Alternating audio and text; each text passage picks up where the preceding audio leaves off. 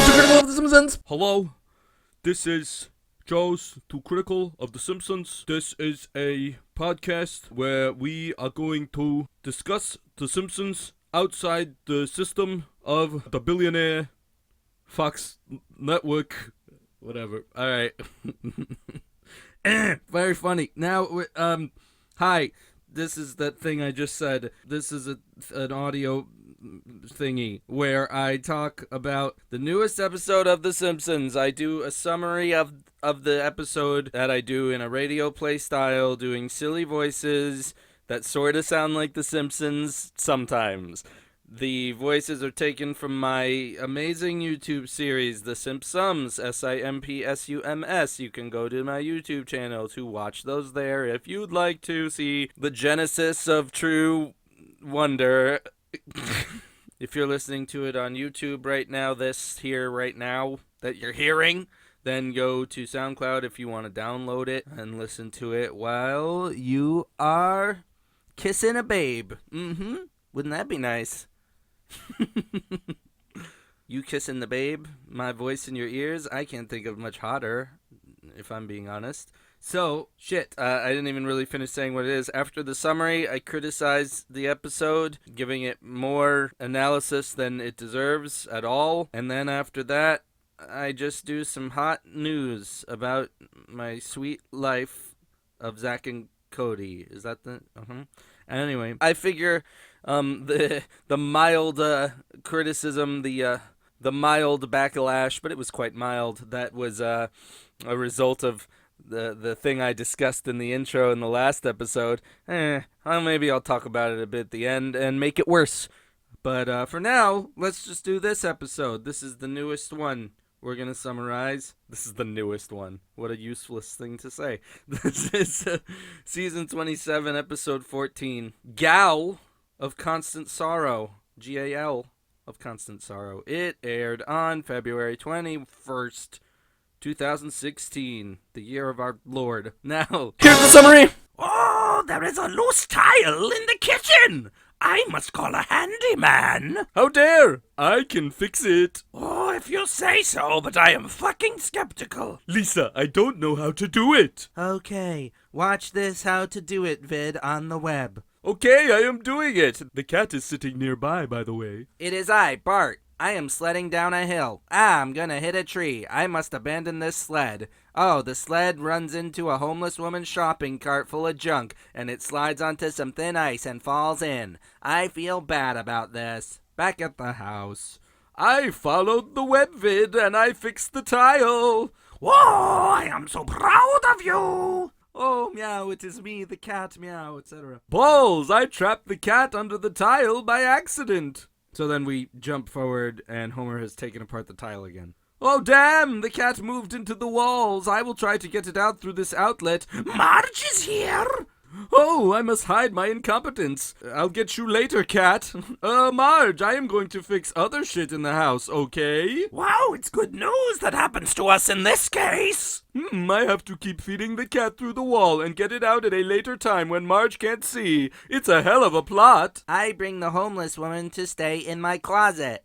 But you probably can't stay long, homeless woman. I am a homeless woman. What if I give you $1 a day? It's great. Now we get a montage with the started from the bottom, now we're here song playing, and it's showing Bart spending money on things. Lisa is here. I am suspicious of Bart having money, which is something I've discovered because I see him spending money when I look through this tower viewer.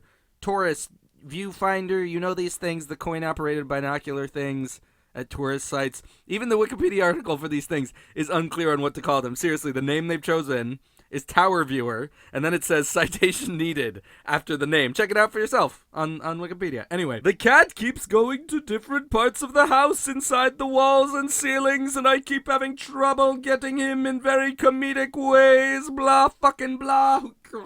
I am trying to find out how Bart is getting all this money by snooping around his room.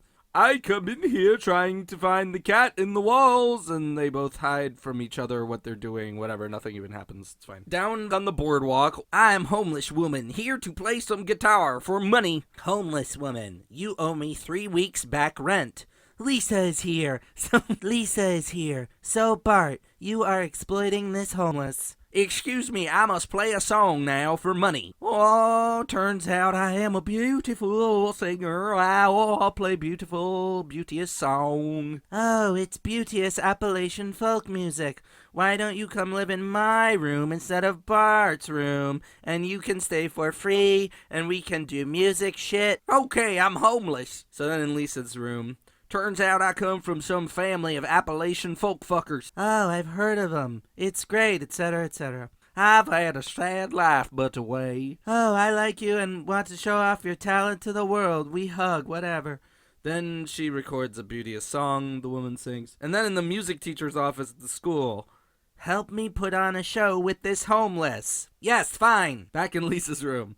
I bought you a beauteous dress. Well, thanks, I'm homeless. Bart is here. You are too attached to the homeless, and she will break your heart, you fragile broad. What the fuck ever. I'm still hiding the cat problem from Marge. Oh, I made a big hole in the basement wall. I got the cat out of the wall. Oh, shit, the dog went through the hole. Now the dog's in there. It's a good plot. I'm the homeless woman. I'm doing an interview with NPR that Lisa set up, I guess. So, here's something about my history. I never really made music with my musical family because I was busy doing heroin. I like lots of drugs and have turned my back on people who supported me in the past. It's bad news that happens to me in this case. So back at home, Lisa and Bart and Marge are there. Lisa has been hiding the homeless that I was once hiding.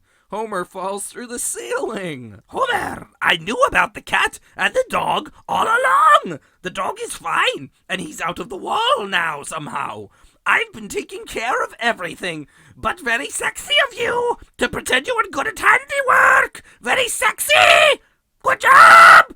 A good fucking plot, this. Oh, and by the way, Lisa let a homeless live here. She's supposed to do a concert in 30 min, and she's gone. Okay, we'll find. Here is a clue. I am Bart. Here is a clue. The homeless woman usually smells like radiator booze. Oh, she must be at Cletus's house. Homer goes to Cletus's house to get the woman or whatever. I don't know. Yeah. At the show, the homeless woman is supposed to be playing. Lisa is playing the sax to keep the crowd from leaving, but they leave anyway. It gets much later, and then finally, homeless shows up. Sorry, I am homeless. I will never forgive you. I am singing a beauteous song again. I am homeless. Okay, I forgive you, homeless. You can sleep it off on our couch. Then there's a comedy tag that shows the homeless in rehab with some other people we know from the show. Oh, I sing a song about the Simpsons, and I'm a homeless woman, and it is to distract the people who work here while everyone breaks out of rehab and goes to Moe's to drink. Good jokes, bye! Now for criticism! Okay, so as usual, I'll start with the things that actually made me laugh. The previous episode made me laugh more. This one, when Homer's trying to fix the tile thing, he gets mad at one point and goes, why was I born a homeowner? Nobody's born a homeowner. Oh wait, some people are. I just thought about that joke more. Some people sort of are. Not really. But you know, rich people, they inherit things. But, well, anyway, Homer obviously was not born a homeowner. It's not a genius joke. It made me laugh, but whatever. During that started from the bottom, now we hear montage. It's mostly Bart buying not very expensive things because the joke is, you know, he's only getting $1 a week, was it? $1 a day from the lady, so it's not like a lot of money. But like they show him going to the dollar store and, you know, picking up crappy dollar store things that, you know, plasticky things and shitty candy, and that was kind of funny. That's the whole point of the montage. I guess I got bored of it, just like I do, because I don't know, it's funny that I didn't even catch on to this, but somebody mentioned the shitty musical montages in The Simpsons and how they fall back on them. And this one, fucking hell, this episode just goes overboard. They've got their stupid start from the bottom, now they're here, montage, and then they've got one, like when the homeless lady plays her first beauteous song, they also do like a weird montage where they show like shots of people in Springfield in like a sepia color, and they all look sad and downtrodden. I don't know if it's supposed to recall anything specific, or it's just supposed to be the general idea of, like, music making you see the world in a different way. I don't fucking know. Anyway, there's a this is a pretty good joke. When Lisa buys the beauteous dress for the homeless lady, she goes, try it on, try it on, try it on. And the homeless lady goes, I heard you the second time. It reminds me of I'm seeing double here for Krusties. And there's another bit where the homeless lady is drunk and Homer's coming to get her to go to the concert. And she goes, nobody tells me what to do. Not you, not the police, not even the police. Ha! It's a pronunciation joke, fellas. Jokes I did not like. There's this fucking gag that goes on way too long at the very beginning and comes back one more time even, where when Marge notices the tile is loose and she needs to get someone to fix it, she keeps saying, she goes, I need to call a handy man. And she keeps saying it with a gap and going like, handy man. And then there's this extended conversation between her and Homer where he's like, there's a job called handyman. That's pronounced like that. And why do you keep saying it with a pause? Is it because you don't think I am a handyman? And then it goes on. And he's like, Marge, say handyman. And she goes, handy man. And it like, the pause keeps getting longer. It's like not a funny premise from the beginning. And it goes on and on and on. Yeah, it happens again like later when he fixes the tile. She goes like, oh, you are a handy man. And he's like, handyman. Which doesn't even make sense there because the thing is, he's not a handyman as a profession.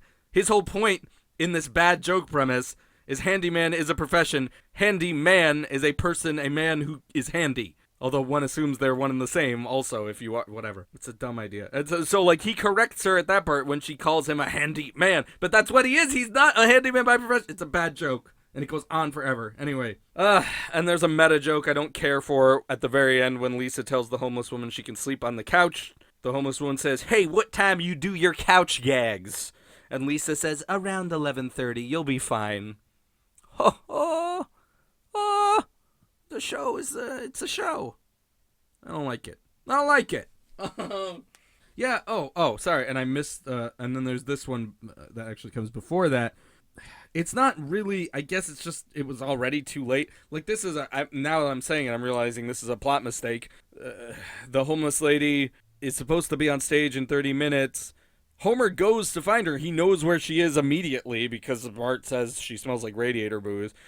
So I guess the problem is he takes too long to get her. She's too far. Like, it's not even really established why she's so late. It's almost like a thing of like Homer shouldn't have even. Why did Homer go to get her? Like, why does the scene happen? Because it's not clear. Because we cut back and I guess Homer failed. She takes too long. Like, she probably should have just.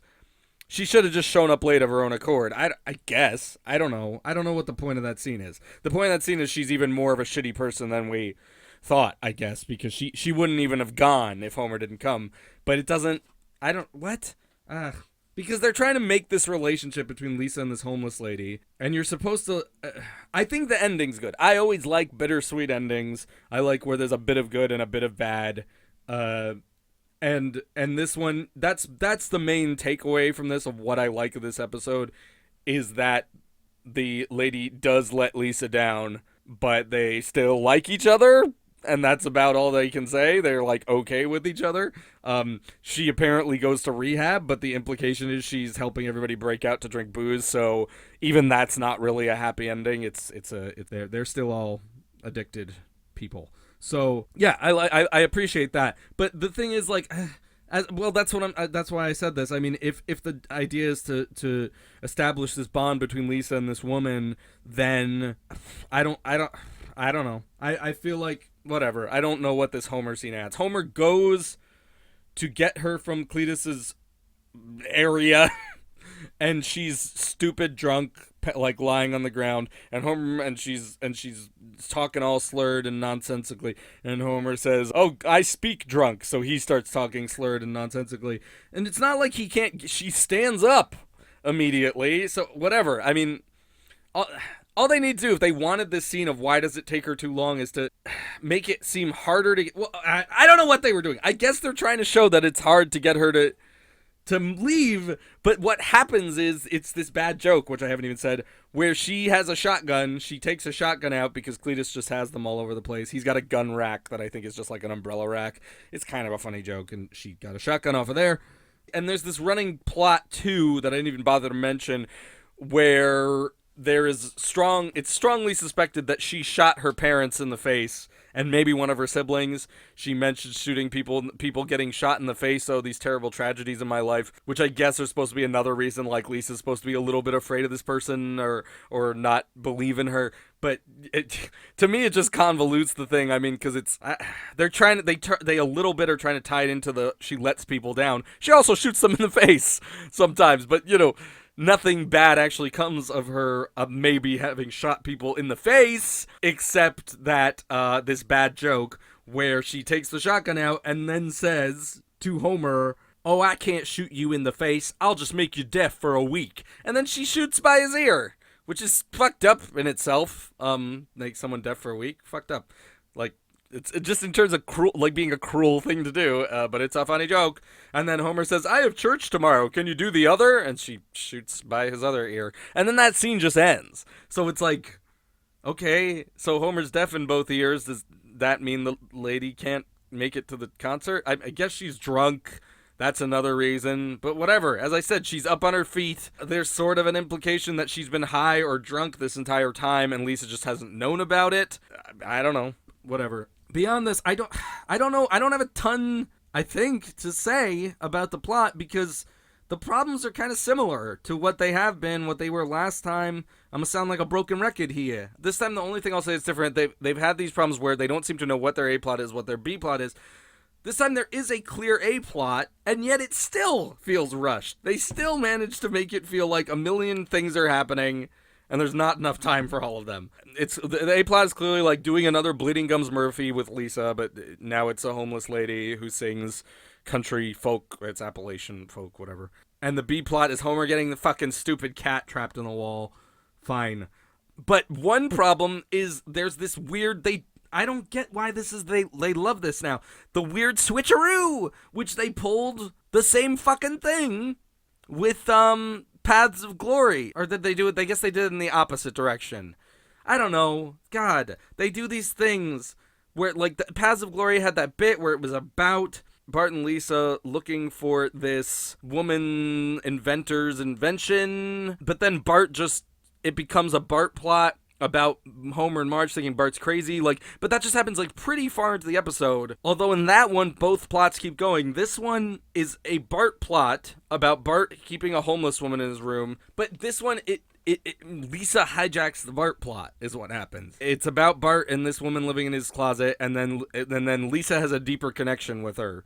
So now it's a Lisa story. And I do notice, people do mention there being loads of Lisa stories, and it's starting to be noticeable to me. I don't know. I always hear these rumors about Yardley Smith, if that's how you say her name, I think it is, asking for more screen time or something of that nature and having a deal about that. I don't know. I remember hearing this rumor. I don't know how true it is. It seems, I can't see why it'd be true, but why would she get more preferential treatment than anybody else in the cast?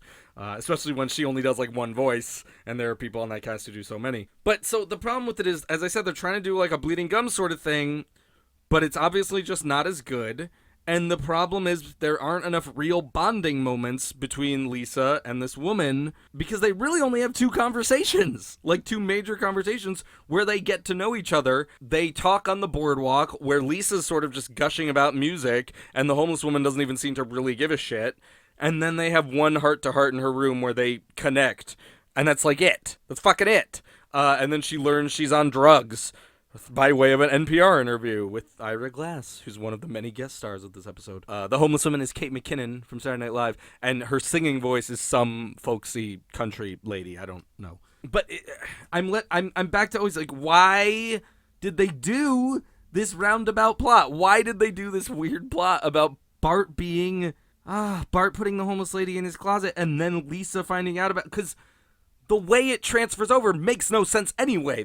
As I said, he just has a montage of spending money, which at the end, Lisa shows up literally looking through a tourist viewfinder tower viewer thing from afar at Bart. I think he's riding one of those, coin-operated horsies in front of a store. And Lisa's looking at this from afar going, now I see perhaps he is rich. I must look into this. I mean, you can make that the plot. I don't know. I don't know. I don't even know why it had to happen this way. I don't know why. Why couldn't it have just been a plot about Lisa in the first place seeing the woman playing music on the boardwalk and just like learning about her tragic story or some shit like that, and then taking her in? You know, like there's plenty of ways Lisa could have been the one from the beginning. You could have made it about the relationship, because I don't really care about their relationship. It's not like Bleeding Gums Murphy. I don't. Their connection is not that deep. They have one moment that seems really forced. Mostly, it seems like Lisa's super into this lady and her music, and the lady's just I'm homeless and I'd like drugs. And the fact that the way Lisa finds out about it is bullshit. Then there's another clip of her. I don't know. They're just filling time with montage. Like why does Lisa find out about this? And then, like, even there's another, the plot point where there's another moment she's in Bart's room trying to find his money, but she doesn't even say that. She's in the room saying to herself, how is Bart getting all this money? Which is like, what? Like, that's sort of not even a plot point. You can't, I mean, maybe, but you can't really be guaranteed that you're going to find out the source of someone's money, especially a kid, because, like, adults keep checkbooks and credit cards. Bart is a kid.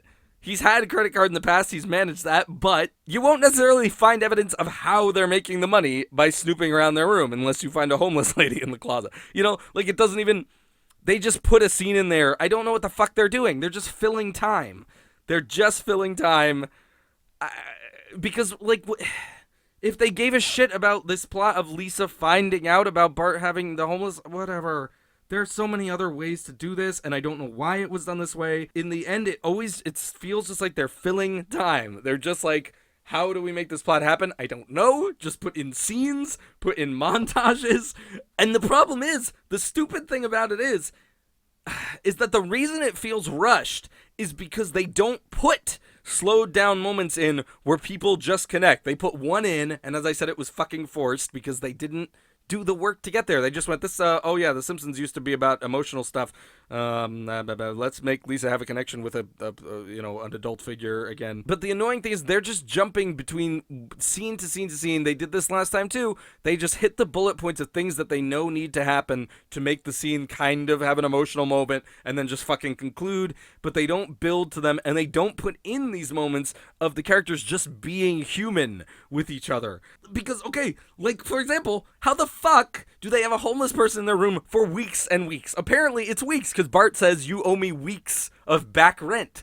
How are they both smuggling this homeless woman in for weeks without the parents knowing? Doesn't she smell bad? Like, and that's, it's these things that the details are what they are losing. They are losing the details, which there absolutely should be parts of the episode about them hiding the homeless lady from Homer and Marge, because then that, in a weird way, is a human moment. It's about Lisa or Bart being kind of, caring for this person because they're hiding them. It adds some realism to the situation, because otherwise it just doesn't feel, it feels like this unreal, wacky place where there's a cat in the walls and there's a homeless person in the closet. You know, they just, I don't know. It's not a real place. They're not real people. I know that, but you know what I mean? You gotta believe to an extent, and I'm always complaining about this, but you gotta believe in this stuff happening, and the details they are losing are what make you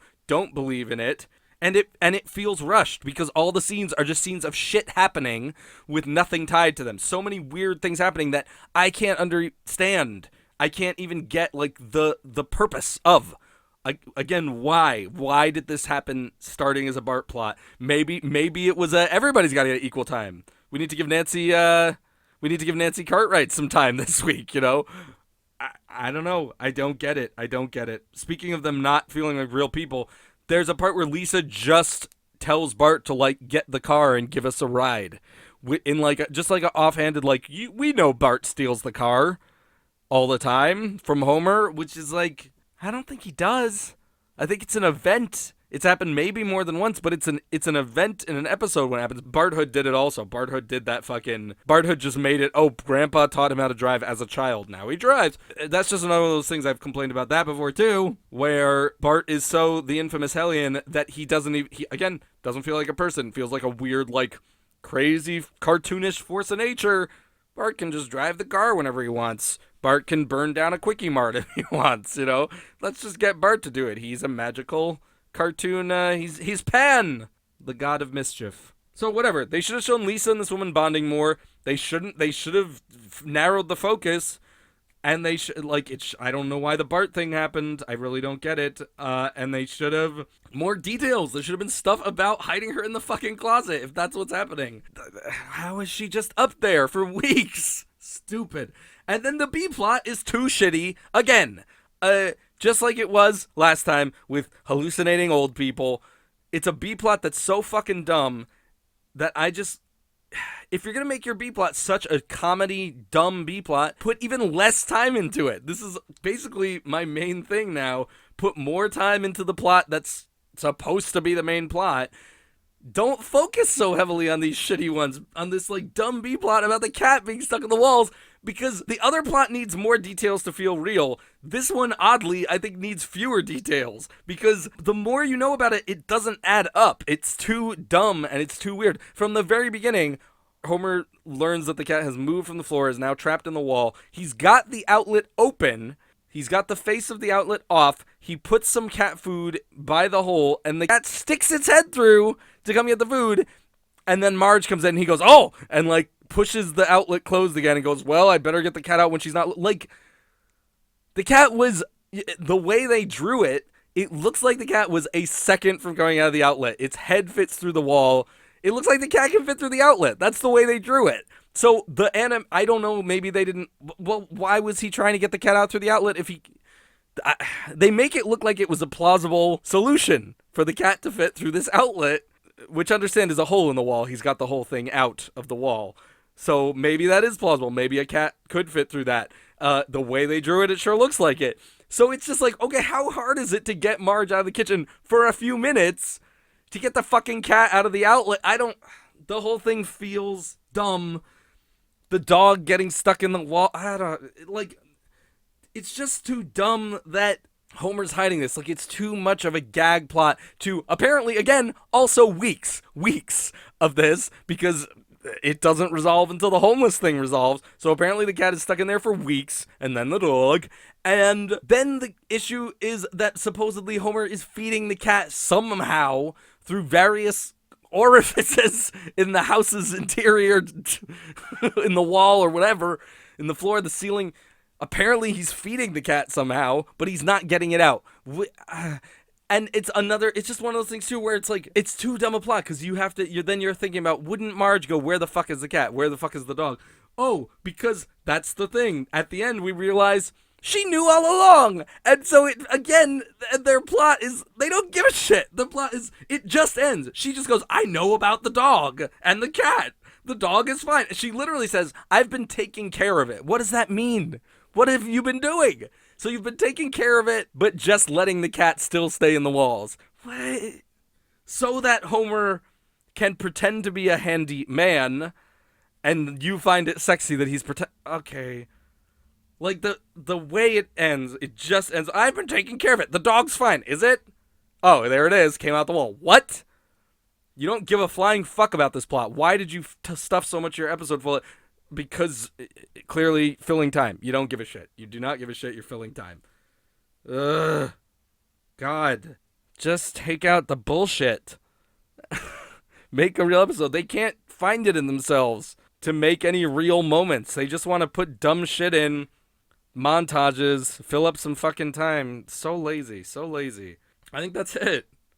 It's technically a more grounded and less convoluted episode than some recent ones, but it's still weirdly rushed. It still feels rather unreal due to a deliberate overlooking of details. And of course I've seen worse, but overall it's a lazy phoned-in failure like so many of the others. And watching it, not many plots to it, but I was getting angry and weary thinking of having to summarize it. So it's full of shit is what I'm gonna say.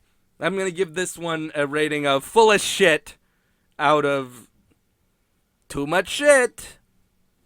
My best rating yet. I mean, it's not a positive rating. I'm saying that's my best work in giving a rating thus far. Mm-hmm. News. Okay, so as I said, I will reserve this time to offend people more. First of all, I know I'm still talking about an episode from 2 episodes ago, which is at this point months, or a month at least. But that Apu one, something I forgot to mention, which people helped me realize in the comments, that is insane, is Jamshed, the young Indian American guy in it, is a character we've met before in a much older episode. It was a little kid holding a shotgun to guard the store. So, in other words, Jamshed grew up and went to college, and he is literally the only person basically in the Simpsons universe who has grown up, which is really freaky, and like, it's such a weird thing. Why did they even bother making him somebody we'd already met? Just invent a new nephew, you know? It's like they wanted to show us, hey, you know, we remember old stuff. We remember what the show was. We remember old characters. We're clued in, just like you super fans. So we've aged one character but left everyone else the same age somehow. So that's weird. Beyond that, the stuff I talked about at the beginning of the episode last time, I think it lost me something in the realm of 10 subscribers. Got some dislikes on there. I'm sorry for my white supremacist followers that left. I know that's a lot of them. From 4chan. But and the few people I offended, I'm not sorry, actually. It's just my issue is, as I said, I'm sorry if I'm gonna apologize for apologizing now. I did take too long apologizing about my Aziz Ansari fuck up, because I just don't, I don't like fucking up, as I said, so I over apologize. But then when I moved on to talking about the cultural criticism of the episode and Apu is a stereotype and that kind of thing, that's perfectly within my rights. It's my fucking podcast thing. And furthermore, one guy told me, oh, I think you're overthinking it. Yeah? I overthink everything, though. That's what I do. I overthink the narrative structure of fucking garbage new Simpsons episodes. I give these so much more time and attention and effort than I should.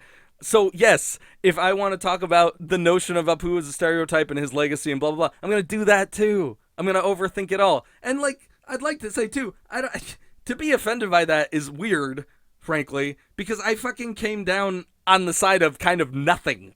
At the end of the day, all I said was, I think if somebody were to cast a character like Apu in this day and age, there would be more consideration put into it than just, hey, one of the white guys on our staff can already do an Indian voice. Let's do that. I don't even know what they do. I just think people would put more thought into it. That's all. Oh, and also just because the same as I don't like being, very, very wrong about things. I don't mind being a little wrong. I don't like being misconstrued or coming across the wrong way. And I mentioned some things as brief fucking examples, and the fucking piss some people off too. I'm not gonna make it better. I still stand behind everything I said, and I'm gonna make it worse probably. I don't want to be seen as like I briefly said something about video games being violent.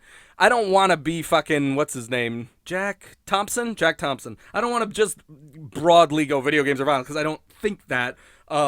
Absolutely, I do not think that, and I even said that. I fucking said that already. So.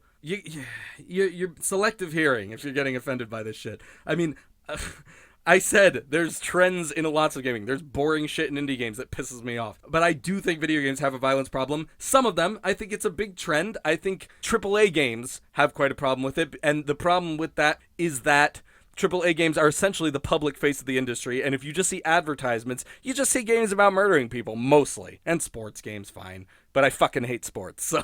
that doesn't help. Sports games are in a different class. Whatever. Whatever. It's if you see our original productions, if you see our non-sport, I guess there are sports games, but other advertising, like stuff like Tomb Raider, which people have already noted, the new Tomb Raider. People have noted this many times already. It's supposed to be a story of survival and struggle and da-da-da-da-da. But she's also doing these insane fucking, I stick an arrow through your throat, kill. Why are her murders so cool and over the top if she's just trying to survive? There's just stuff like that. And it is an industry based heavily on violence because, to make an obstacle in video gaming, it's very easy to make something's going to kill you. You better kill it. That's your focus. I made a video about this ages ago. I'm not telling you where it is. You're welcome to find it and lose more respect for me. Please do. But no, I mean, I fucking hate indie trends too. I hate. Oh, if you follow me on Twitter, I spend about 80% of my time on Twitter railing against Life is Strange and what a shitty fucking game that is, because it's so fucking bad. I hate that game. I hate it because that game's gotten away with some kind of reputation of being like a deep experience. It's just a piece of shit. It's just I don't. It's that indie. I don't even know what that fits because it's like a new thing because it's got LGBT themes, but it's a bad story. It's a bad story. Like, I don't get what people think's good about it. I compare it to something like Under the Dome on TV where it just goes fucking off the rails. It's a weird soap opera with supernatural elements. It's a piece of shit.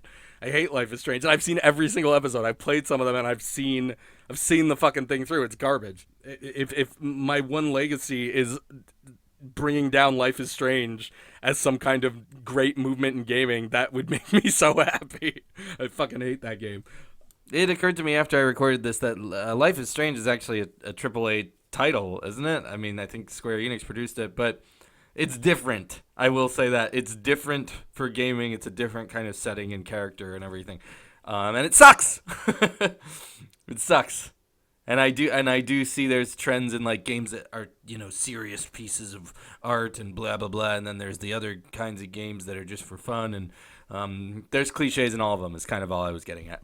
And I hate Life is Strange a lot. But yeah, back to cultural sensitivity and overthinking it and so forth. I guess the main thing is two people got mad at me for this. I said Hail Caesar was just a movie full of white people, and I had no interest in seeing it because of that. Fine. I'm, again, not rejecting what I said. I'm not going back on what I said. I might even make it, again, I might double down here and make it worse. But I will clarify it because I don't like being misconstrued. I basically meant the white people in it are emblematic. They are one symptom of the overall issue with that movie and why I don't want to see it. It's just an overall fatigue. I don't care about the Coen brothers very much anymore. They're held up as these amazing directors. They've done, everybody's noticed. I'm not the first, I'm not saying anything amazing here. This is not a groundbreaking observation. I've literally seen an article recently titled, "The Coen brothers keep making the same two movies over and over," and it's brilliant. I just reject the notion that it's brilliant. They keep making the same two movies over and over. They make a serious one, and then they make a goofy one, and then they make a serious, and that's all they fucking do.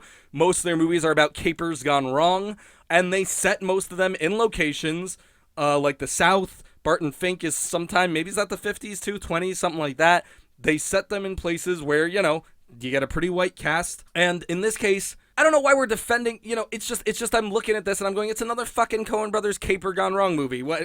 It's Big Lebowski's a kidnapping. This is another kidnapping, right? Another kidnapping gone wrong. I forget what Burn After Reading is. Burn After Reading's another caper that goes wrong, and I fucking hate it. That's the one I'm most closely associated with. When I look at it, I go, this looks like another Burn After Reading, and Burn After Reading pissed me off because it felt like a bunch of rich people phoning it in, which is exactly what I'm complaining about The Simpsons. When you have all this money, with great power and money comes responsibility, you should just be trying new things. That's my belief. They are within their right to make this movie, to make the movie they wanted to make. It is my right to say, I do not want to see that movie. It looks like the same shit. If I were in their position, I would be ashamed of myself a little bit for not trying to reinvent what I do a little more. I'm interested still in seeing, I've seen a lot of their movies at this point. I've seen quite a few, and I still believe, basically like everyone else, Fargo, Big Lebowski, those were the two where they did it right. They got their serious one, and they got their funny one, and those were the best ones, and they've never done it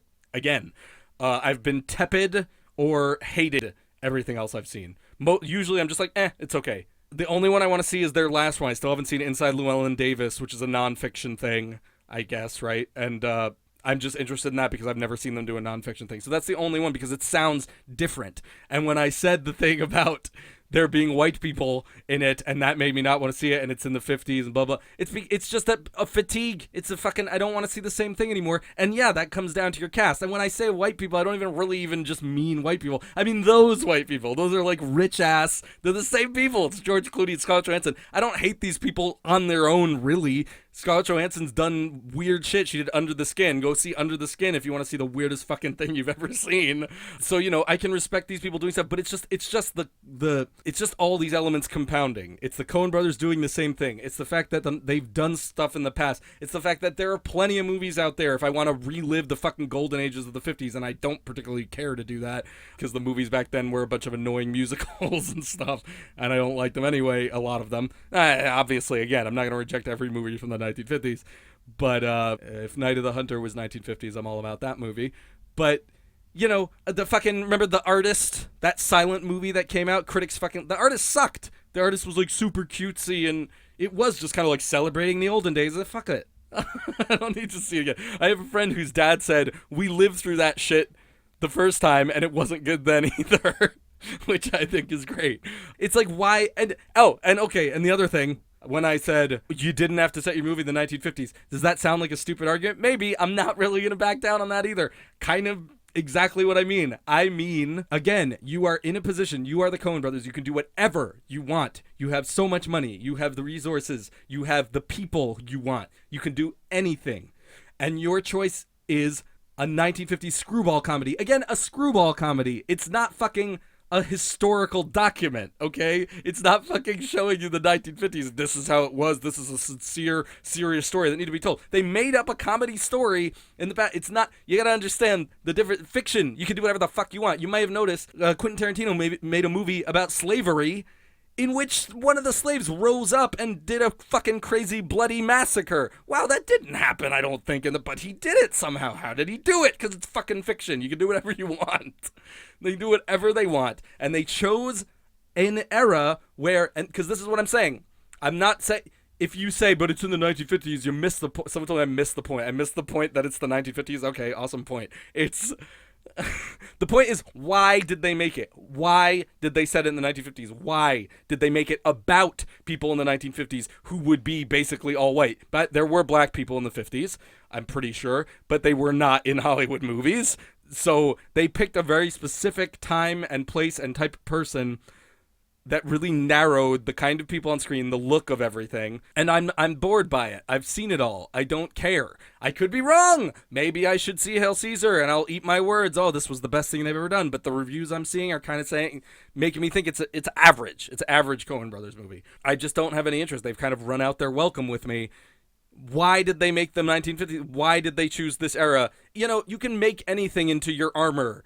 You can say Bond has always been white. That's why Idris Elba can't be Bond. It's fiction. You can do whatever you fucking want. I'm not losing my shit over it not being Idris Elba, because guess what? Bond bores the shit out of me because there's been a million of them. I know every story we tell in this horrible existence is basically the same story repackaged again and again and again. I know that. I just prefer it when people try to hide it a little bit more. And Bond, I've no interest in seeing Bond movies, so even if they made him black, I don't think I'd go see a Bond movie. It's a Bond movie. I don't care. It's all about me being bored. You understand? Often being bored, for me, falls on the side of being broadly speaking, social justice issues, because really, down to location set, down to the time period you pick, whatever, all these things, and then your cast, yes, all I'm looking for is variety. I just want things that look different. That's all I want. That's all I'm asking for. That's why The Simpsons makes me so angry, because I genuinely find it kind of shameful to have that much money, to have that much power, to be in that position, and to just churn out the same garbage. I find that kind of offensive. You're creating the art of this era. You're creating the art, and if the only thing we can do is have this art to look back on and go, we did an okay job in the 2000s, I don't know, try harder. Just try harder. Do different things. That's it. That's why. It's just variety for me. It really is just variety. Why put minorities in your movies? Because you fucking can. Because they're there. You're rich. You have the option. You have access. There are actors everywhere. There are struggling actors everywhere. And to think that there's no way somebody could do the same job that Channing Tatum did, where he danced around in that movie. You know what I mean? Like, and I'm not even really talking about this particular movie. Whatever. I'm just in general. Fucking vary up your cast. Vary everything up. I'm fighting against I'm fighting against the billionaire Hollywood class. I want to take back the media, the television and movie industry from the billionaire class. That's what I'm trying to do. I just want people to do new things. That's all I fucking want. So when you set it's the same. Here's an example I'll give that this is stupider, but this maybe will help. I saw a guy put a review on Netflix of a show that I believe is called Strike Witches. I've never seen any of it. Apparently, it's about little anime girls always wearing swimsuits. Now, maybe this is unfair, just like I'm judging Hail Caesar by the trailer and by what I know of the Coen brothers, their history. But when I look at Strike Witches, I see a booby anime thing that I'm going to guess the story isn't that solid. All right, I'm going to make that assumption. I'm going to make the assumption that the story is not the main concern of Strike Witches, the show about the anime girls in swimsuits. Some fucking guy left a review saying, I don't get why people are complaining about, like, how this show's all boobs and asses, which, by the way, I'm fine with. You can have your show about the boobs and asses. I'm just not going to watch it because I'll just watch pornography. So I'm not going to watch the fake, the pretend hentai when there's the real shit is out there. So what I'm saying is I'm going to judge your show in advance from what I'm seeing. And this guy made this review saying people complaining about like the sexy content of this, realize this is not your culture. This is what swimsuits look like in Japan, and this is set at a pool, or it's set somewhere where you'd always be in a swimsuit. But that's the fucking same defense as saying, but it's set in 1950, everybody has to be white. You could do whatever you want. It's fiction. And the question is, why? Why did they make that show? Why did they make that movie? Why did they go, I want to make a movie in the 1950s about rich Hollywood people? I think it's because it's their fucking comfort zone. I don't think they were flat out going, I don't want any black people. Like, I don't think they're racist in that way. I think they're in their comfort zone, which is what I find offensive. Get out of your comfort zone. Do new things. If you're an artist, to me, that is the fucking point. I just don't admire, I don't respect that. And this with Strike Witches, why did they make a thing set at a pool? Probably so they could put everybody in swimsuits and put lots of bouncing boobs in it. That's why they did it. It's not a defense when it's fiction. They are not historians. They are making art. They are making fake stories. They can do whatever the fuck they want. So, you see what I'm saying? I'm just saying variety. Just variety. And again, I'm basically white, by the way. I'm effectively, especially in the area I live, New York, New Jersey area, I'm white enough to be white. When I fill out a form with ethnicity on it, I check white. I feel less white like when I lived in England for a while. Yes, all my friends were very pasty. But, it doesn't fucking offend me. I don't look at the people in Hollywood movies and go, that's me. And if they don't get enough work, that's an affront to me. Because it's not. They're different people. I'm poor. I don't look like Scarlett Johansson. That's not me. So I don't care. I don't care. I don't see a need to defend the Hollywood establishment. I don't see a need. They're doing fine. They're rich. They're doing fine. They don't need your help. They don't care about you.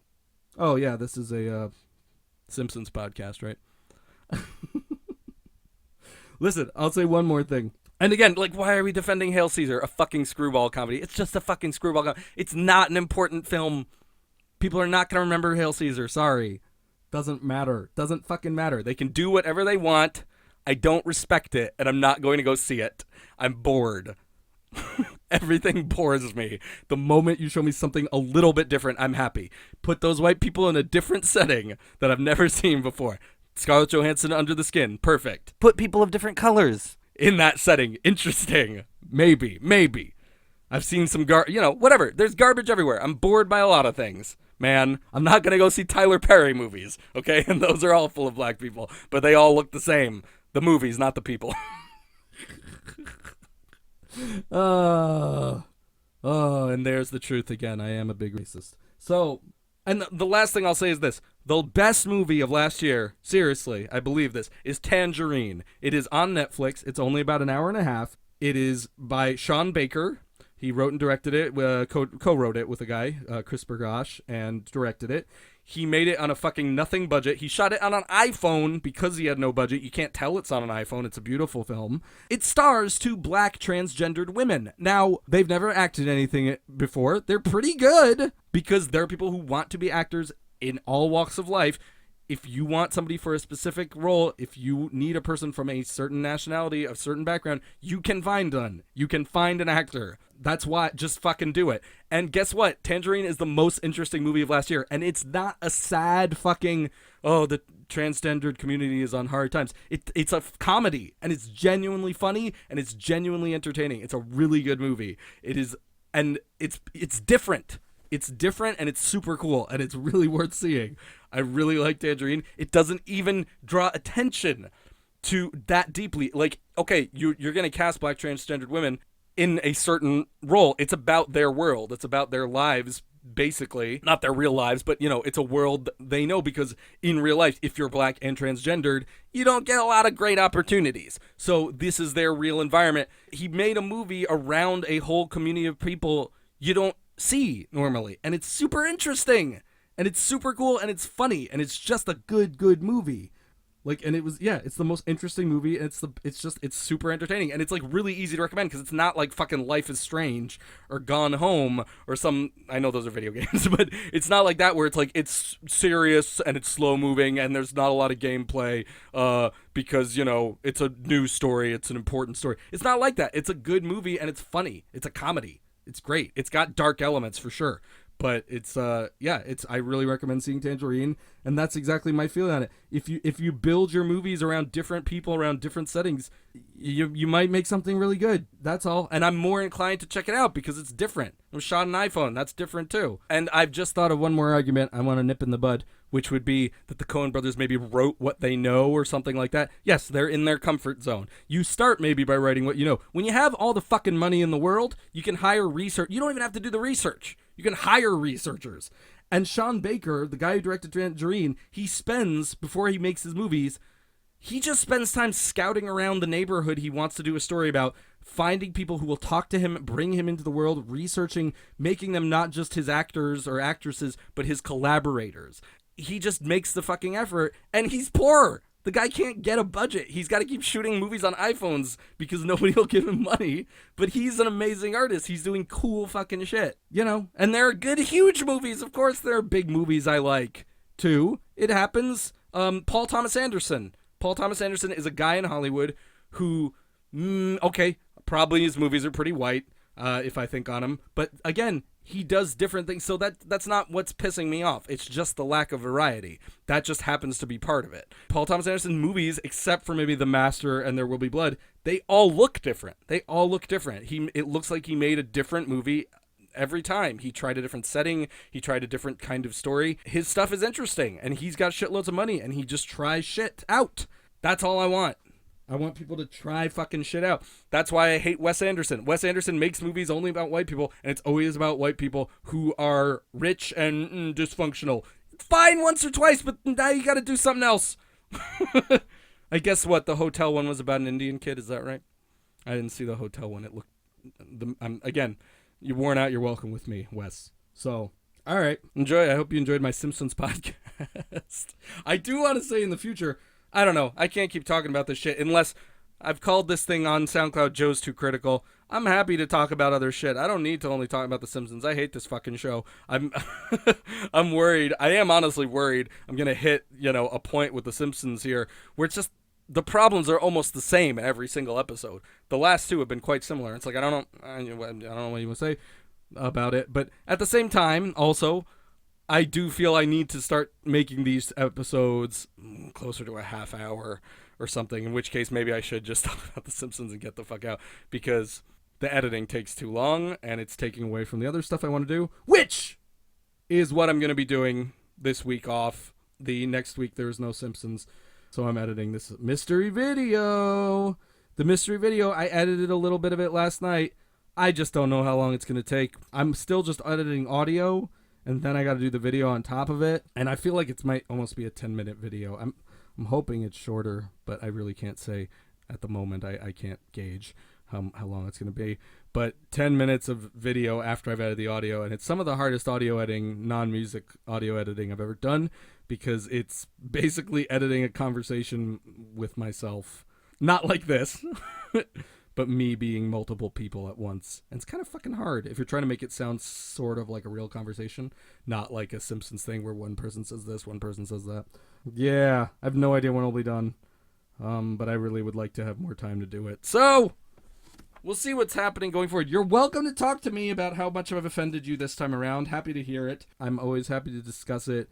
But it's just when I feel maybe, oh, that person got offended because I didn't explain myself fully, then I'm like, well, now I want to do it. So, and that's why you just got my whole view on art and the world. And I don't think it's going to help. I don't think you're going to go, oh, now it makes sense to me. I think you're just going to get more offended. So be it. So be it. So be it. Thank you very much. I guess I will see you in 2 weeks. Maybe a video will come out in between. I doubt it very much. I don't think I will finish it. But someday I will finish that video. And listen, I'm sorry I lost those 10 white supremacist 4chan followers because they're really going to like the new video whenever I get it done. They're going to like it because it's got bad words in it. It's got naughty words that they like to say. So I'm sorry they're missing out on that. I feel bad for them. But on the bright side, Trump will be president pretty soon, and that should be good for them. Yeah, and nobody else.